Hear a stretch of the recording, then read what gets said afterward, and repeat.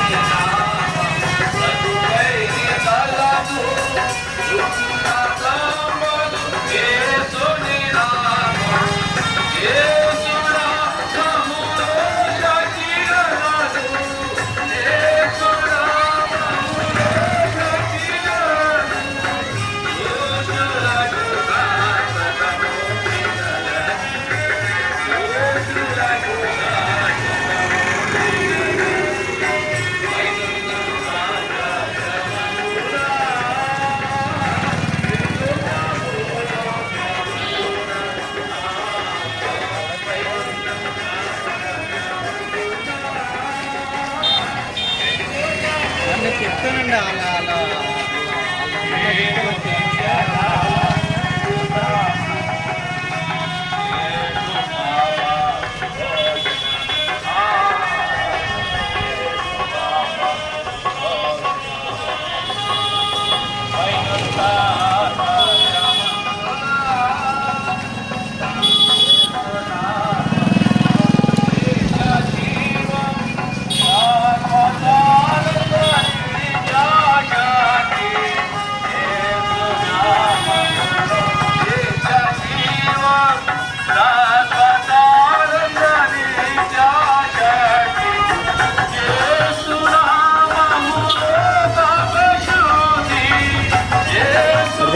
Ajar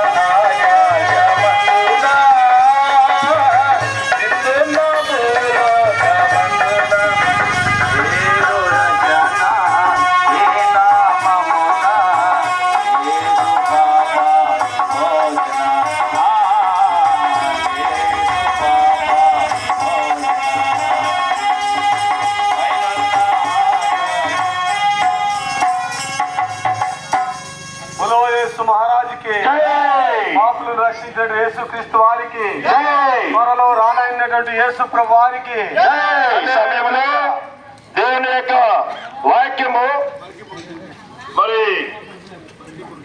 ప్రభునందు ప్రియమైనటువంటి గ్రామస్తులారా, ఈ సమయంలో దేవుని యొక్క వాక్యాన్ని మరి మీరందరూ కూడా వినవలసిన ప్రభుపేట మనం చేస్తున్నా.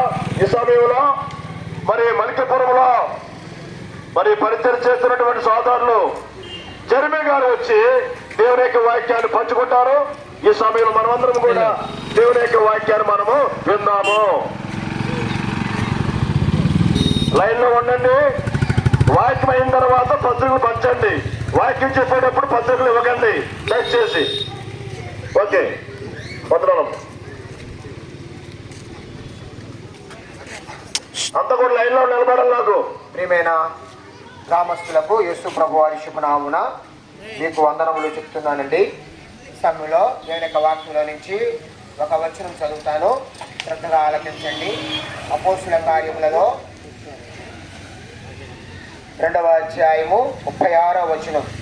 మీరు శిలువ వేసిన ఈ యేసునే దేవుడు ప్రభువుగాను క్రీస్తుగాను నియమించెను. ఇది ఇశ్రాయేలు వంశమంతయు రూఢిగా తెలుసుకొనవలని చెప్పాను. ప్రార్థన. ప్రియమైన తండ్రి, మీకు వందనములు, నమస్కారములు. మీరిచ్చిన వాక్య భాగంకే స్తోత్రములు. చింతపురం గ్రామాన్ని మీరు దీవించుము, దర్శించుము, ఈ వాక్యమును ఆశీర్వదించుము, నన్ను మరుగుపరచుము. యేసు ప్రభువు నామమున వందనముతో ప్రార్థిస్తున్నాం తండ్రి. ఆమేన్. ఆమేన్. ప్రియమైన వారులారా, మీరు సిలువ వేసిన ఈ యేసునే దేవుడు ప్రభువుగాను క్రీస్తుగాను నియమించెను. యేసుక్రీస్తు ప్రభువారు ఆయన పరలోకము నుండి ఈ భూమి మీదకి కన్య మరియ గర్భం ద్వారా వచ్చినారు. ఆయన పాప శరీరాకారము ధరించుకున్నారు. నిజానికి ఆయన పరిశుద్ధుడు, ఆయన నీతివంతుడు, యథార్థవంతుడు, న్యాయవంతుడు. ఆయనలో ఏ పాపము లేదు. ఆ ప్రభువారు మానవ శరీరం, పాప శరీరం ధరించుకున్నారు. ఎందుకంటే ఈ సర్వలోకంలో ఉన్న ప్రతి ఒక్కరూ పాపములతో అపరాధములతో నిండి ఉన్నారు. అపరాధముల చేతను పాపముల చేతను చచ్చిన వారం మనం. మన ఆత్మ చనిపోయిన స్థితిలో ఉంది. పైకి బ్రతుకుతున్నాం, కానీ లోన ఉన్న ఆత్మ చచ్చిన స్థితిలో ఉంది. ఈ ఆత్మను రక్షించడానికి యేసుక్రీస్తు ప్రభువారు వచ్చినారు. సోదరుడా, సోదరి, ఈ వాక్యము నిత్యత్వం కొరకైనటువంటి వాక్యము. దయచేసి శ్రద్ధగా వినండి. యేసు ప్రభువారు సిలువ వేయబడినారు. ఇక్కడ రాయబడింది ఏంటంటే, మీరు సిలువ వేసిన యేసునే అని ఉంది. మీరు అంటే ప్రియమైన వారులారా, ఇప్పుడున్న మనమే. ఇప్పుడున్న మన పాపములే యేసు ప్రభువాన్ని సిలువ వేశాయి. మన అపరాధముల నిమిత్తము ఆయన అప్పగించబడ్డారు. మనము నీతిమంతులుగా తీర్చబడ్డానికి ఆయన లేపబడినారు. ఆయన లేచినారు. ఆయన ఒక్కరే సమాధిని గెలిచినవారు, మృత్యువును గెలిచినవారు. కాబట్టి సోదరుడా, సోదరి, ప్రభు అయిన యేసుక్రీస్తు వారి యందు మనం విశ్వాసం ఇచ్చితే మనకి పాప క్షమాపణ లభిస్తుంది. మరి ఎవరి వల్లనో రక్షణ కలగదు. ఆకాశ క్రింద ఇవ్వబడిన మరి ఏ నామున రక్షణ పొందలేము. ఈ నామునే మనం రక్షణ పొందవలను. ప్రియమైన వారులారా, ఈ భూమి మీద ఎన్నో నామాలు ఉన్నాయి, ఎంతో గొప్పవారు ఉన్నారు, నిజమే. కానీ ప్రభు అయిన యేసుక్రీస్తు వారి యొక్క నామం మాత్రమే ఒక పాపిని పాపము నుండి విడిపించగలదు. ఎందుకంటే ఆయన కన్య మరియ గర్భం ద్వారా వచ్చి ఏ పాపము చేయలేదు. నీ కొరకు, నా కొరకు భూమికి ఆకాశానికి మధ్యలో వేలాడదీయబడినారు. సోదరుడా, సోదరి, మనము చేతులతో చేసిన ప్రతి పాపను కొరకై శిక్ష నీవు నేను పొందవలసి ఉండగా ఆయనే ఆ శిక్ష పొందినారు.